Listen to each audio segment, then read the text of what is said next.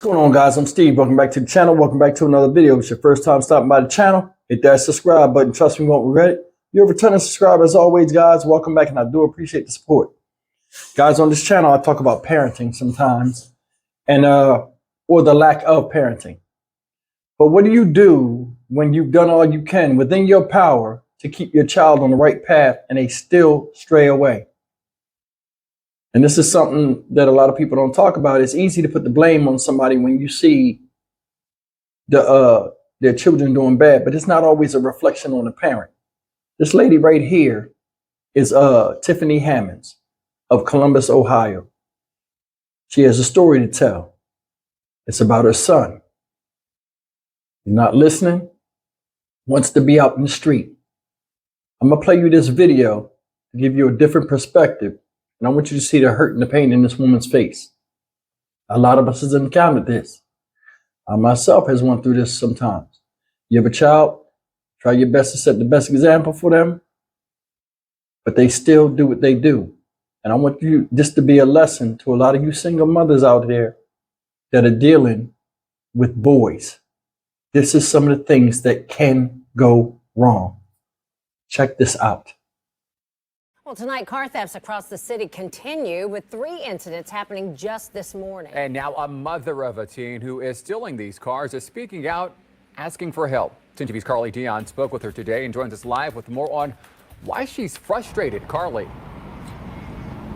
Andrew, Yolanda, Tiffany Hammonds says her 17-year-old son recently started down a bad path, and she's done all she could to try to stop it. Now she's wondering what more could be done if police keep releasing her son from custody. I've been begging and pleading. Please arrest him, lock him up, do something that's going to make him pay for the things that he's out here doing. Tiffany Hammonds says her 17-year-old son has been caught stealing cars multiple times by police, and he's driving without a license. She feels not enough is being done to stop him.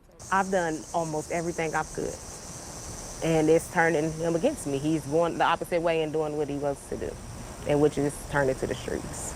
Hammond says when her son has been caught by police for stealing or crashing a stolen vehicle, they keep bringing him home. I think him seeing that nothing is being done is giving him more of an adrenaline rush to go back out and do it again. Between January and August of this year, more than 7,000 cars have been stolen in the city of Columbus. A little more than half of them have been Kias and Hyundais. Hammond says she fears the threat her son poses to others and himself. Since he's left that I know of, he's crashed 5 cars, and I reported each and every one that I know of, and he's still out here. It's not known if her son was part of the group who stole a Kia and Hyundai found at Crum Park. The Hyundai had been set on fire while the Kia was left in the pond. About 4 hours later, officers say after a 911 call, they found a group of teens inside a car near the 700 block of Thurman Avenue. The driver then rammed into a Columbus police cruiser multiple times, causing damage to the front bumper before leaving the scene. As the city calls on parents to watch their kids, what happens when they've done all they could? This mother hopes something is done soon. We're trying. But once they're here and they leave again, then what? What are we supposed to do? And as for those car thefts earlier this morning, Columbus police say so far no arrests have been made. Reporting live at Columbus Police Headquarters, Carly Dion, 10 TV News. All right, guys, that was the testimony from Miss Tiffany Hammonds in Columbus, Ohio. And I got to be honest with you. This is a reality that a lot of us face across this country. Rebellious children that get caught up in temptations that are out there where they forget where they come from and who they come from. She said her son is 17. Now, before we talk about the car theft situation and how it's on the rise in America, I just want to talk to you for a second. Whether you are a single mother, single father, 2-parent household, this can happen to any of us.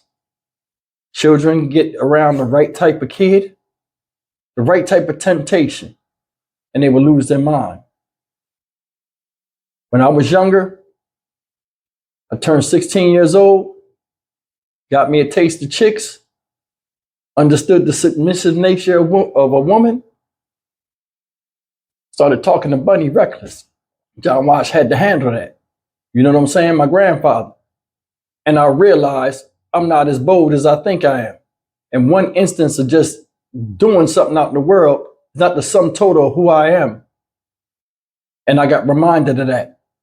Boys between the age of 14 to around 16-ish, once they go through puberty and they get that hormone spike, that testosterone spike, they'll try you if you're a woman. And a lot of people out there saying, oh, you know, my kid ain't gonna try me. They won't try you physically a lot of times, but a lot of times that's when they get the growth spurt. And they get bigger than you. They get bigger than you. You hit them, you can't hurt them. This goes for guys too. But a lot of times you gotta jack them up, especially a lot of us dads out there. We know they go through that phase, they'll get defiant. They'll get to the point where you'll say to them, hey man, you better not walk out that door. And they'll walk out the door.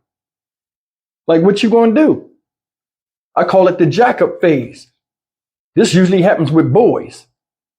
You know what I'm saying? And a lot of us parents had to fuck our sons up. You know what I mean? You're not gonna disrespect me in my house. I worked hard to get you where you are in life. You're not gonna give me your ass to kiss. A lot of you guys went through that out there. Said her son is 17, just recently started acting a fool. There's a lot of different factors that contribute to this. Once you get older and you're getting close to 18, you get a lot of anxiety sometimes. You see your friends out in the street doing crazy stuff, coming to school with all these crazy street war stories, and you sitting at home feeling like you missing the action. Parents are not killjoys, they're saviors.